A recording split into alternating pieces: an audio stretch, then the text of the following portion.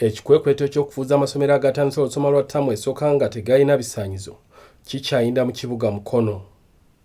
Wetwogerera nga amasomero 4 ge gakaggalwa ng'erimu ku gano n'abaliddukanya ssaako abasomesa bakwatiddwa ne batwalirwa ku poliisi e Mukono ne bavunaanibwa. Amasomero gano kuliko erya ILONA, Children's Education Center erya Sarah Okello erisangibwa ku kyalo Kasangalabi mu Canansite Estate, Bills Junior School erya Robert Kiragga erisangibwa ku kyalo Nakabago, Sweet Memories Junior School ku kyalo Ggulu, ssaako erya Dorah Primary School nga lino lisangibwa mu Kitete. Essomero we libanga linaatandika balina kusooka kujja mu ofiisi yaffe ne tubabuulira ebyetaagisa ne tutambula wamu nabo. Naye abo ababa batazze naffe tugenda mu field ng'omwaka gutandika ne tugenda nga tuganoonya tulabe amasomero ago agatazze mu ofiisi yaffe olaba nga galina ebisaanyizo. So twagenze mu Canansite Estate e Kasangalabi ne tusangayo essomero liri mu maka, si bye bizimbe bye tulikomendinga eby'amasomero. Oli yatandise essomero mu maka naye twafunye okwekengera okusinziira bwe twasanze essomero bwe lifaanana. Essomero twasanze ebibiina bye balina tebimala, balina ebibiina abaana bangi mu bibiina eby'enjawulo naye nga balina rooms 2 zokka mwe basomera, abaana nga basulawo ate nga mu nnyumba mwe basula mulimu amaka amalala, ekintu ekitakkirizibwa. Doreen Nakitto, omulambuzi w'amasomero wa Mukono Central Divizoni, agambye nti tibawaliziddwa okuggala essomero lya ILONA Children's Education Center bwe basanze nga lino lirina ekisulo kyokka nga lirina ebibiina 2 byokka abayizi mwe basomera wadde nga lisomesa abayizi okuva ku nasala okutuuka ku P6. Twagezezaako babuuza curriculum as a guiding document abantu gye balina okukozesa mu kusomesa nga tebagirina, learning framework ey'abaana abannasale nga nabo tebagirina, nga tebalina pulaani yonna ya mwaka oba ya ttaamu, kwegamba nga bali awo bubeezi. Ekyatuleese okwekengera okulaba nga ne tutyamu ne tulowooza nti abantu bano bandibaako ekintu ekirala kye bakola eri abaana bano. Twagezezaako okwogera ne dayirekita yabaddewo naye yatwekwese kuba bagezezaako tugamba mbu ajja ne tulinda dayirekita yaganye okuvaayo.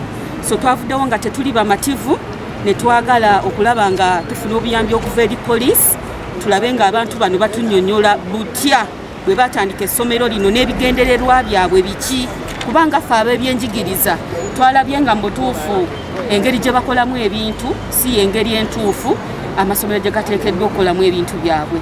Abaana bano balina yunifoomu ne yunifoomu yaabwe tetegerekeka, tebalina kabonero ku yunifoomu zaabwe. Ng'omwana ne womusanga mu kkubo tosobola kumanya nti omwana asomera mu ssomero bwe riti, nga ne waba afunye obuzibu tolina bw'osobola kumuyamba. So ebintu bingi nnyo kwe twavudde okwekengera okutuuka okuyingizaamu poliisi. Olw'okubanga basanze ng'essomero lino lirina abayizi b'ekisulo abawerako, baabatisse n'abasomesa ne babatwala ku poliisi e Mukono ng'eno abazadde baabwe gye bakubiddwa amasimu ne babanona. Ku ssomero lya Bills Junior School erya Robert Kiragga Nakabago, Nakitto ategeezezza nti wadde lino liweza abayizi abakunukkiriza mu 3, teririna bibiina bimala ng'abayizi mu buli kibiina basomeramu ba bibiina 2 ekimenya amateeka.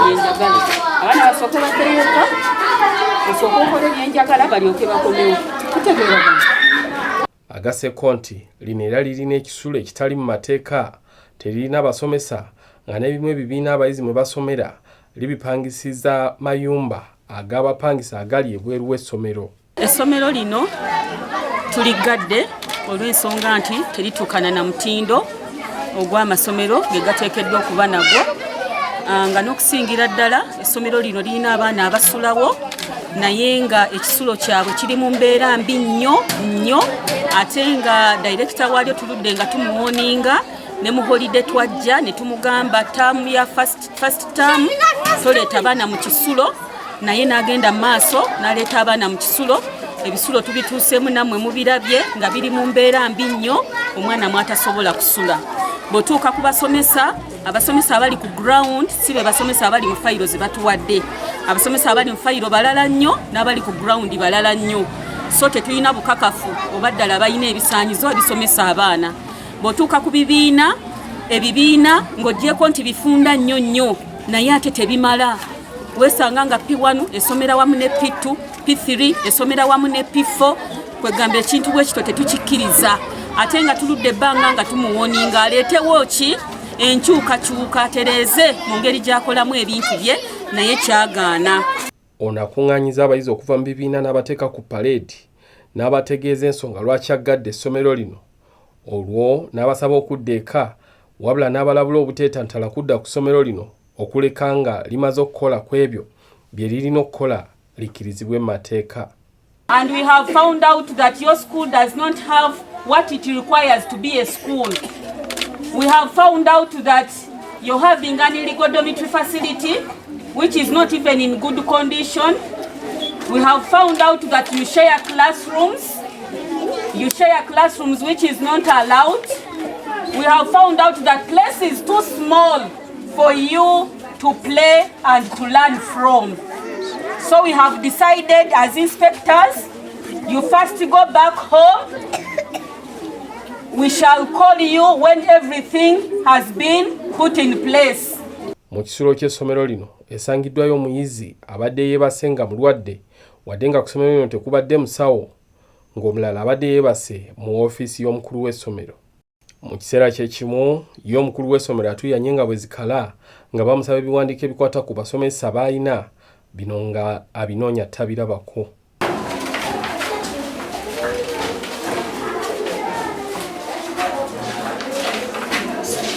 Bano bwe bavudde wano bagenze ku ssomero lya Sweet Memories Junior School erisangibwa ku kyalo Ggulu mu Mukono, ng'eno lisangiddwa ng'ebibiina biri mu nnyumba y'amaka ng'ebisigadde biri mu nnyumba z'abapangisa ssaako okubeera n'ekisulo nga kino nakyo tekiri mu mateeka. Jangu omanyi wano waliwo ekisulo.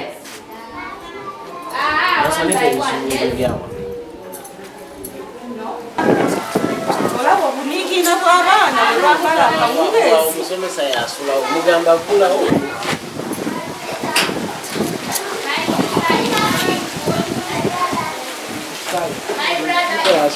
Omukulu w'essomero lino erya Kabitanya alambuzza abakulu bano ebibiina ng'eno mu kimu basanze nga abayizi ba nassale beebase ku ntebe olw'obutaba na kifo bayizi bwe bawummulira era ng'omu ku bano asangiddwa nga n'essusu amuyiseemu. Laba tetulina restroom kati omwana asobola n'okunogoka susu bamuyitiddemu asobola n'okunogoka n'akola ki n'agwa wansi ate ne muddamu okujjanjaba biwundu. So a restroom is very important for a nursery school. Would you recommend this to be a school? Yes. Because it's a residential house. You've seen rentals. This is a residential house. The other ones are rentals, at the same time acting as classrooms. There is also an illegal facility. They'll have to break this structure and come up with recommended classroom structures on plan as it is recommended. Ate ku ssomero lya Teda Dorah Primary School erisangibwa Ggulu eno abalambuzi b'amasomero baguddewo ekigwo bwe basanze nga abasomesa wadde tuli mu wiiki ya kubiri ng'olusoma luzzeemu kyokka nga lirina abasomesa bana bokka wadde nga lirina ebibiina okuva ku nassale okutuukira ddala ku ky'omusanvu. The teachers who are in the class, they don't have lesson plans, they don't have schemes of work, they are not prepared, they don't have even lesson notes. Ekyayimamu tukivuddeko ndi ku ky'abasomesa.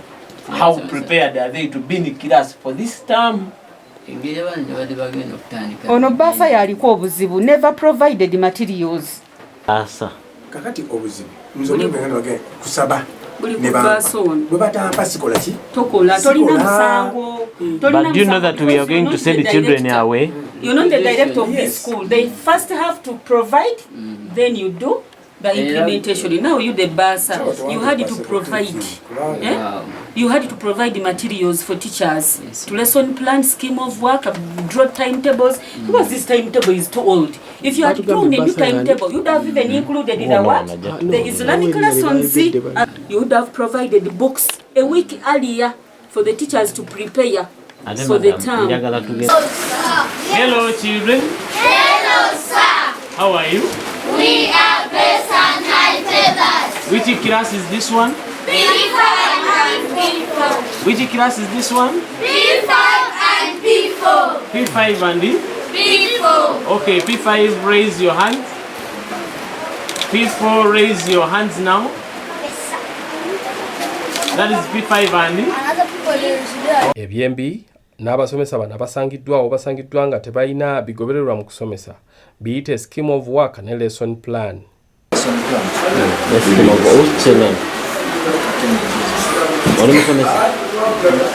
Are you a teacher by profession?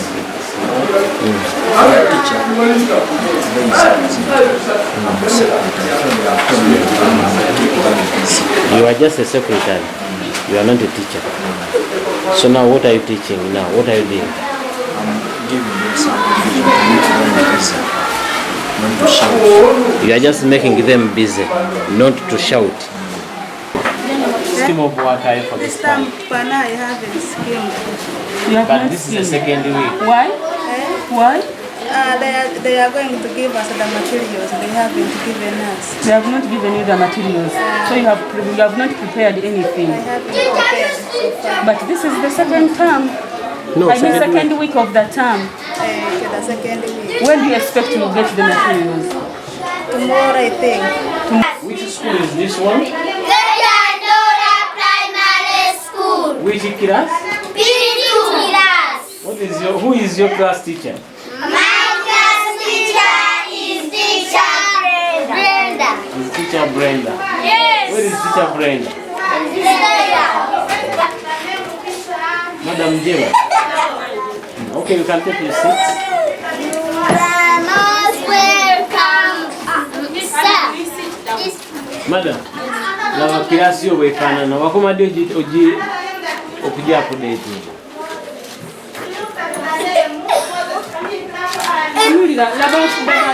No, mumubuuze lesson plan ne scheme of work. Learning aids zikaddiye nnyo empya ziriwa. You have a scheme of work. What scheme is it for the term? Not yet. How about lesson plans? You also don't have obviously. Lesson plans are not on it. Where is the basis? You are working If on you a don't have lesson a plan scheme without of a work, scheme. then how are you going to get a lesson plan? Era abayizi babaddemu buli kibiina basomeramu ba bibiina bibiri ssaako okubeera n'ekisulo nakyo ekitali mu mateeka. Nakitto ayisa abayizi ku parade nabo n'abalagira okudda eka wabula nga babadde tebannasimbula kufuluma geeti ya ssomero. Olwo nannyini lyo n'atuuka era ne bambalagana bukanzu. Obuwale bw'abaana abawala n'okusigala Kali asikali yasula n'abaana abawala. kati lindako tugenda kusigala abaana bagenga okitegedde katulaba abaana ab'ebisiro gye bagenda ffe twagala tuve wano ng'abaana bonna baliwa ng'abaana bonna bali bweru. We are going to dismiss you back home. All of you right now.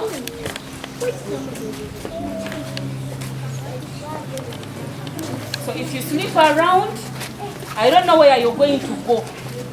Because I've requested for those that sleep around so that I can make a special arrangement for you, you have refused to put up your hands. We already know that there is a boarding facility here. Director yeemulugunyizza eri abalambuzi b'amasomero bano ng'agamba nti wadde nga mu kitundu kye kimu mulimu amasomero amalala okulina gavumenti agali obubi ate ye erirye lye yeerwanyeeko bano bali mu kaweefube okulaba nga baliggala wabula nga kino takikkiriza.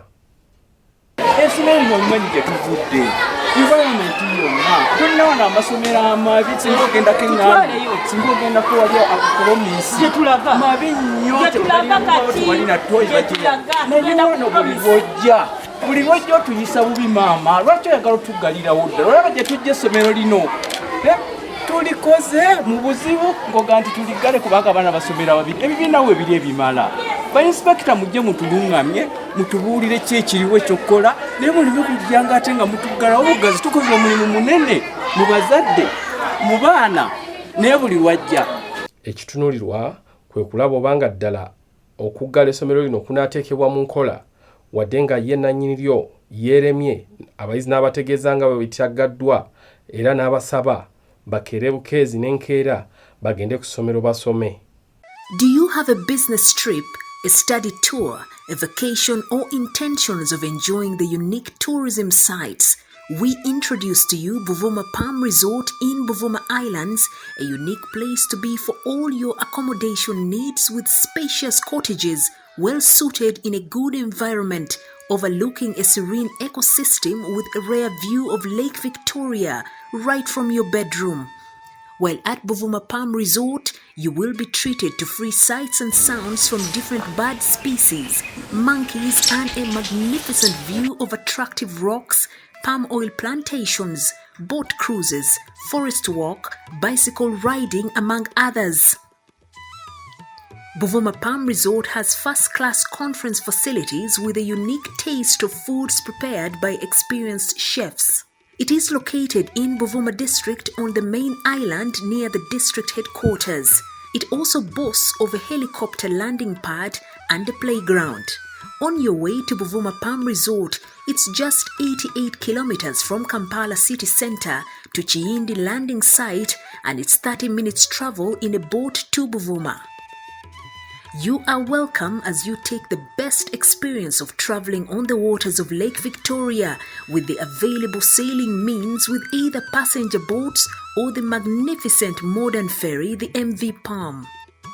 Buvuma Palm Resort has so far been a dear destination for dignitaries, including prime ministers, ministers, parliamentary committees, but above all, the Katikkiro of Buganda, Charles Peter Mayiga. Abantu ba Buganda na ba Uganda bajjeko Buvuma bawummuleko. Waliyo hoteri ng'eno Palm Resort. Bintu bya mulembe.